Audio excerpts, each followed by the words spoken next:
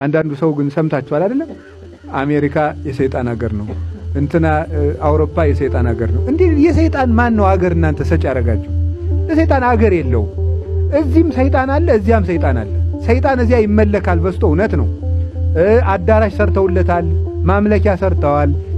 የሰይጣን መጽሐፍ ቅዱስ የሚል እንኳን አሳትመዋል።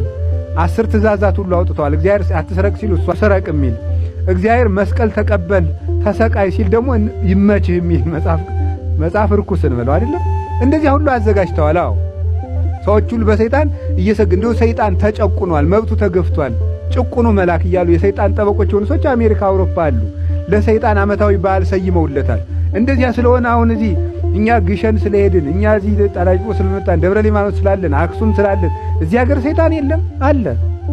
የሰይጣን ሀገር የለውም። ሰይጣን በምድር ዳርቻ ሁሉ አለ። ካወቅንበት አባ ብታውቅባት ጎንደርም ዋልድባ ናት ነው አይደል ተባለው። ወደ ወሎ ስትሄዱ ገረገራ ይሆናል። ጎጃም ስትሄዱ ፍኖተ ሰላም አርጉ፣ ችግር የለም። ባህር ዳር ማርጉት፣ ጅማ መሆን ይችላል፣ መቀሌ፣ ሶማሌ፣ ጉለሌ መሆን ይችላል። ሁሉን ይሆናል ማለት ነው። ይሄም ደግሞ ችግር እንዳይሆን ብዬ ነው። ስለዚህ አባ ብታውቅባት በቃ ካወቀው ይሄ ያለበት ቦታ ዋልድባ ነው። ካላወቅበት መቅደሱም አይጠቅምም ነው።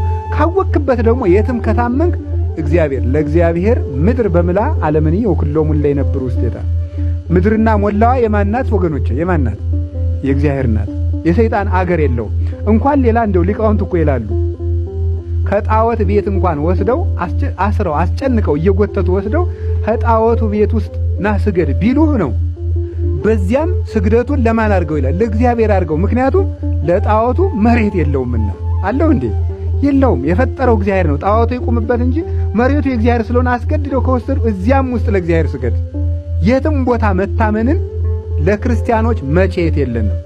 መቅደስ አለን፣ የተለየ አጸድ አለን፣ እግዚአብሔር የባረከው ቦታ አለን፣ ቅዱሳት ገዳማት አሉን፣ ቅዱሳት ተራሮች አሉን። ግን ደግሞ የትም ተገደን ብንሄድ ግን ተሰደን ብንሄድ ታስረን ብንሄድ ተሰደንም ብንሄድ ተገደንም ብንሄድ የትም ቦታ ለእግዚአብሔር መታመን እግዚአብሔርን ከማየት አያግድም። ቤትን መቀደስ ማስተካከል ይቻላል። ካወቁበት ቤቱ ራሱ መቅደስ ነው። እናታችን እኮ ቅድስት ክርስቶስ ሰምራ እግዚአብሔርን ማየት የቻለችው ቤቷ ሆና ነው። ቤቷ ሆና ነበር። ቅዱስ ሚካኤል ጻዕዳ ነጭ ፍስት እያያዘ የሚወርድላት ማለት ነው። ቤቷ ውስጥ ናት። ዋሻ በገባ አይደለም፣ በረሃ በተንከራተተ አይደለም። አይምሮውን ለጠበቀ ሰው ምድር ሁሉ የእግዚአብሔር ናት። መኝታ ክፍላችሁ የእግዚአብሔር ነው። ቤቱ የእናንተ ነው። ወንበሩ ሁሉ ውስጥ እግዚአብሔር አለ። አልጋው ያለበት እግዚአብሔር አለ። ሰው የሚያወራበት ወለሉ ውስጥ እግዚአብሔር አለ። እሱ ብቻ